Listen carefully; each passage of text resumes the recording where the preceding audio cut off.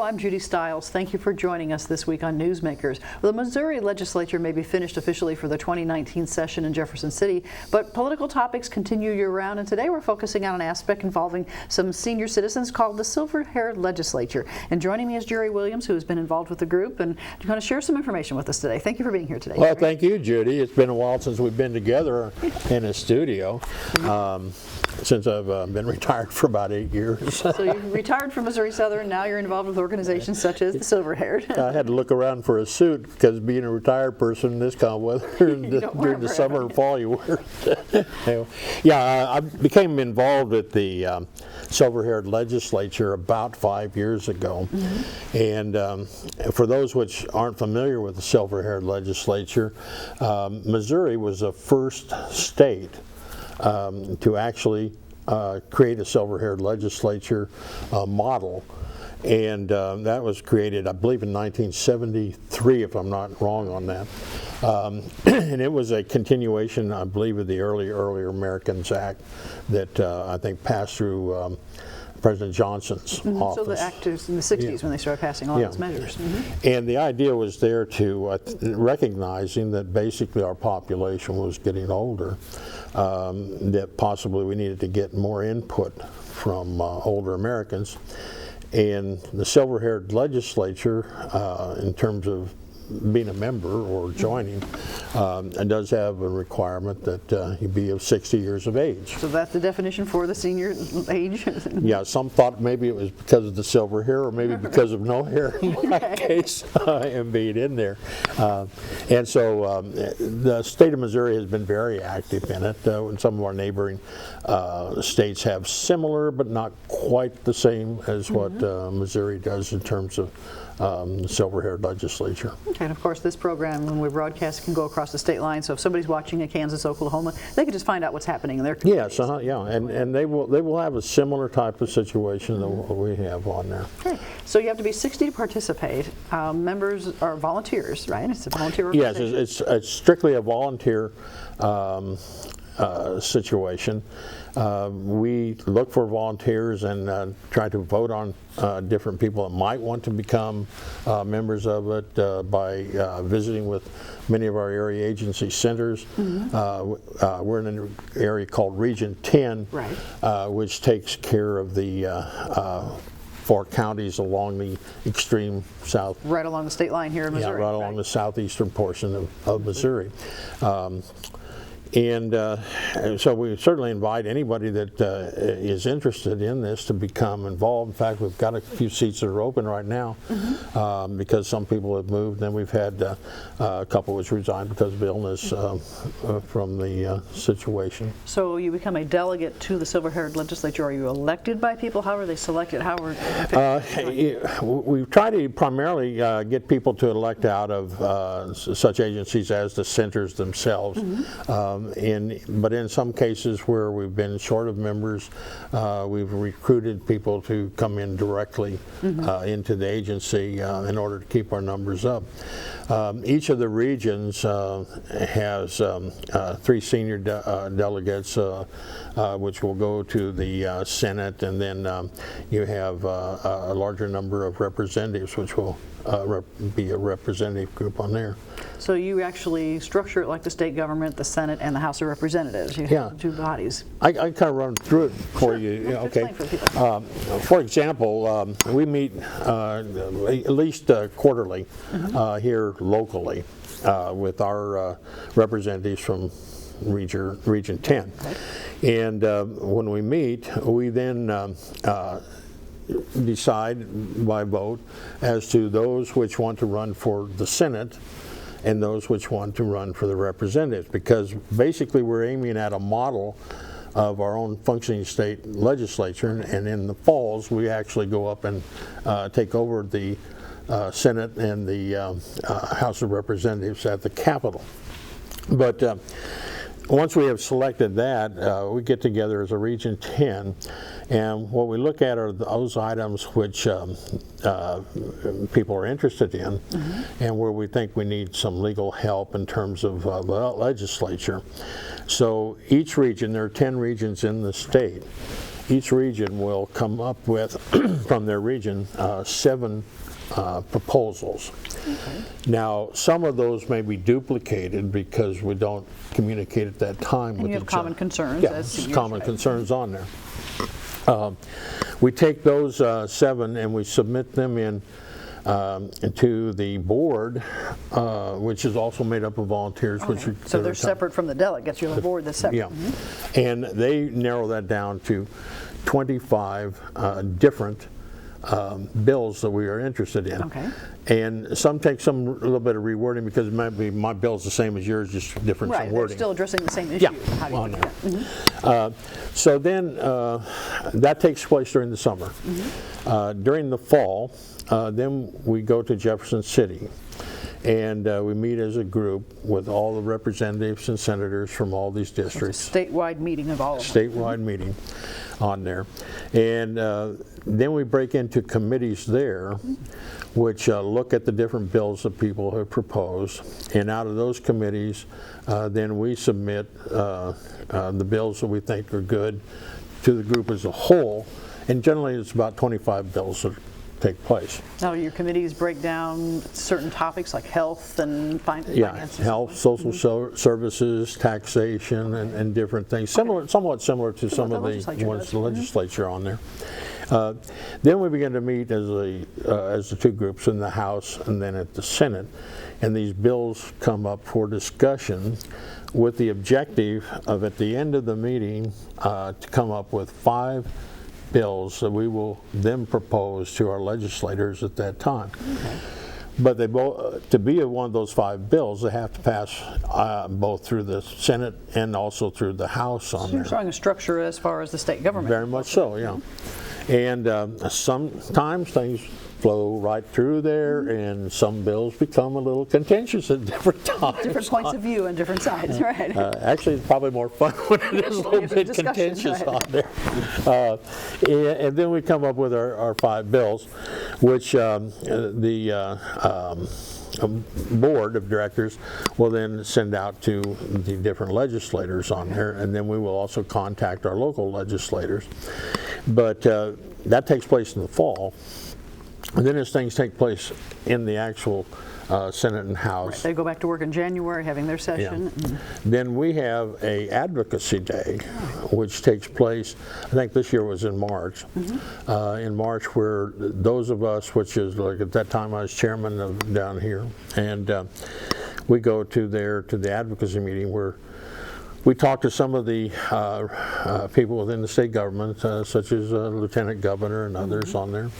And then we actually go around and talk to the various legislators in there to let them know this is a bill that we seniors here in Missouri are interested in seeing take place, because it does reflect some of those things which we had submitted to you on there. Now I know we have some photos. If we can call, one of those, I think those photos show, kind of interacting with the, legislature, the advocacy aspect. So that's a valuable part of this process. Is you're not just creating ideas and bills, but you're actually meeting with the people who are going to make these real decisions for them. So we can call up some of the pictures, like the group advocacy.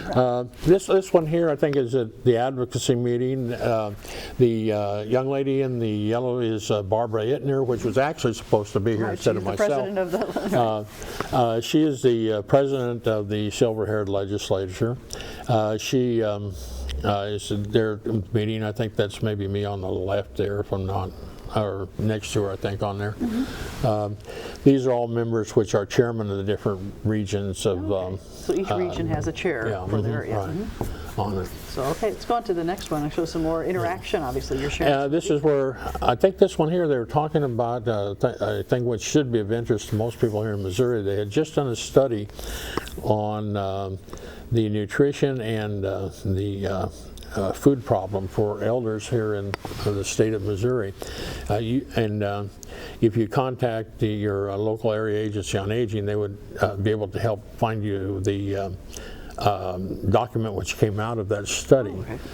In that we do have some critical problems in terms of nutrition We've for the heard a lot elderly. about that locally as far as need for not only the food, but people to deliver to homebound and so forth. And it's a very critical issue. I'd like to come back to that in here in a minute. So they're sharing some of the results of the research that's backing up what you're discussing. Okay, let's go on to the next one then. Larger group, obviously, discussing and sharing. So this is a good time to be able to, I guess, maybe bring in some of the experts, share some information with the rest of you.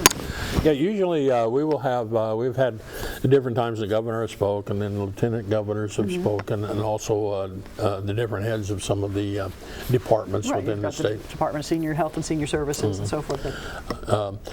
Because they also realize the one thing about seniors are they vote, and they actually go out and vote.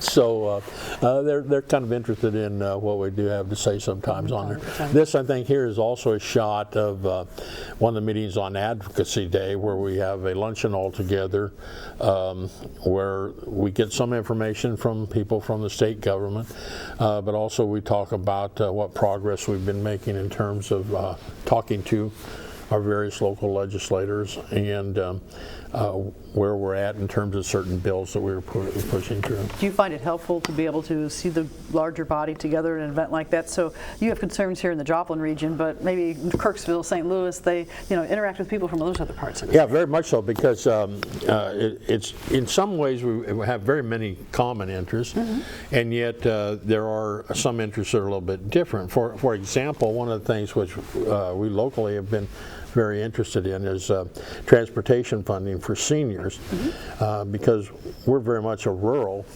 region. We don't have public transportation much at all. Right. Yeah, and what we do have works very well, but there's just not simply enough of it.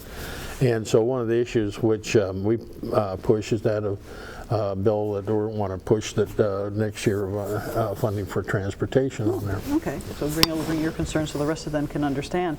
So then you have the actual session. You mentioned you're in the chambers of the House and the Senate. I think we have to also have some pictures to go along with that. Okay, this is a group of us which this is, I think, in the Senate, I believe, if I see correctly on there, from this last year. We were just taken. And we sit in. You sit in the same seats in the yeah, unfortunately, because actually, to tell you the truth, those are not very good, comfortable seats up there. You get an appreciation for what the lawmakers do on a long-term basis. That might be why some of them walk out every once in a while, because they aren't very comfortable. Let's go on to the next one. We can probably see some of the pictures of what they're doing. It's kind of crowded, fitting everybody in there. Now this is in the House, where we have a larger group of people. This will be the first. They will be voting on the different issues that we want to come down to that 5 that we're going to push for that year on there. Follow a debate format. I see a lot of microphones, so if someone wants to express their opinion, they can stand up and speak. The bill will come up. Each, for example, we have a bill that will be coming up next year, and from our area here. For example, one of the bills that I want to have pushed next year, I'm one of the sponsors of. And so when we get to Jefferson City, that bill will go into one of the committees, and then I will talk for why this is a significant bill that we need to get passed, or to talk to our legislators then to see if something would help on there. And it's good because we then share ideas from the different regions on there, so and they understand where we're coming from as well as we do that. So you have that chance to talk about the programs, the priorities. For our viewers, can you give some examples of maybe some, I would say, success stories or items that you've talked about in your sessions that the General Assembly has gone ahead and passed? Okay, well, for example, right now, I think there's a bill that is going to be signed very quickly. That one of that goes along with one of our sponsored things was that dealing with opioid problems. In that that opiate crisis is not just a crisis for one group of Americans, but elderly on down in terms of that. And so we have not all of ours are directly aimed at the older Americans, but some of them are problems that we have as Americans in there. We passed like the farmers market one, which went through, where the seniors will be able to shop farmers markets as well as somewhere else and be able to use the SSI money and types like that. They can get the fresh produce, the fresh food at the farmers markets. In fact, let me see. I think somewhere I'd written down some of the issues and things that you some of them which we had done on there. We also, and I'll tell you, one of them was very important that we just got through and went through, and we have to credit our local legislators with, is the Senior Growth and Development Fund. Right. I think I read that recently. That was signed. Yeah, it was signed, and what it is, there was some money that is and has been taxed on all insurance policies that take place in the state. And there was some money that goes into some general revenue that wasn't assigned to anywhere on there. So basically, part of it will be assigned to a senior growth and development program, and then there's some also that go into education on there that are dedicated to those. And then will help to fund the area agencies. It will not be used to supplant the funding that's there now, but rather in addition. Okay, so it's an additional funding to let them do additional services. So, and then it reports back to the various branches of the government every year. Actually, the money actually goes for what it was aimed to do. Right. So this wasn't any, as far as generating new funds, there were funds that were there, you're just allocating them to concerns for the seniors. And right, correct. Then we also work with the one of the things we were pushing this last year was, and we will probably maybe also next year, some improvement on income brackets. People are concerned about taxation and senior tax breaks. We hear a lot about that with as the society's getting older, people are more concerned. How is that going to affect me with the state taxes? So we want to have more progressive tax brackets on there. And then one of the others we were pushing for was the approval of over-the-county sale for industrial hemp oil. Okay, that's a current topic that we're hearing a lot about. So that also, the seniors are concerned about that because of the effects definitely, of time that. Now earlier you mentioned the food aspect and the home delivered meals, and that's something I know we've heard about locally, and then a lot of that is personnel as well as funding, to people who do that. The funding, the legislature has tried to maintain funding. The problem is that maintaining is for a smaller population than a gaining population. And for many, the access to Meals on Wheels, and this is very important, not only from the standpoint of meals, but a lot of people, unfortunately, live by themselves. Children do not live near them. And the delivery of such things as Meals on Wheels, somebody actually comes in and sees and checks on you that everything's all right. So you're not isolated. You're not in that house by yourself. So that's a very important issue. And then at the same time, as the state has been looking at, is that without that, we have some definite nutrition problems for a lot of the older people, because some people are having to choose between, do I get food or do I get medicine? Right, that increasing cost of medical care and the food. Very much so. And so, and one affects the other. Poor nutrition will also affect your health in terms of that. And so there's more interest in this area, and I think we're going to be focusing more on that this next year too. A topic that we'll continue to hear about. So some of those key issues that we've heard a lot about, we've also heard about exploitation, elder abuse, concerns about, the society's growing. That continues to be an area of concern. One of the things which our local area agency is interested in, and which we'll probably be making more of a push toward taking place, both within Silver Haired as well as the area agency, is the Ombudsman program, which will be looking for volunteers which would be interested in becoming an ombudsman. There is some training that's involved in it. But basically to sort of check and make sure that nursing homes are doing what they're needing to be doing, and people are being treated as we want them to be treated. Now, if someone who's watching, let's say, well, how can I get involved? You mentioned that you're looking for more people. What do they need to do if they say, well, this sounds like something I'd like to get involved with? I want to have a say. Okay, well, for example, basically you can contact your area agency on aging, which is here in Joplin. It is on 15th Street. I think that we've got probably a number to put up or something like that to contact on there. And who you would like to talk to is Charlotte Faust, which is our contact there She in the office. She coordinates through the agency. And she would be able to give you more information. Or you can contact me if you want to. My cell phone number is 417-317-0688, and I'd be happy to get you involved in more of it. Or other members that you might know of which are involved in the Silver Haired thing. I think that you'll find it to be, or somebody would find it to be, a very rewarding thing to get into, because some of us are very fortunate in life in that our retirement has worked out well for us. But that's not the case for everybody. A lot of people face challenges, right? And I think as a fellow American, we're supposed to look out for each other, in that we've had to look out for each other during different wars and things through this thing. And now it's time to look out for each other as we're older too. And so we're looking for people to become involved in it. There's a lot of things we have to look at.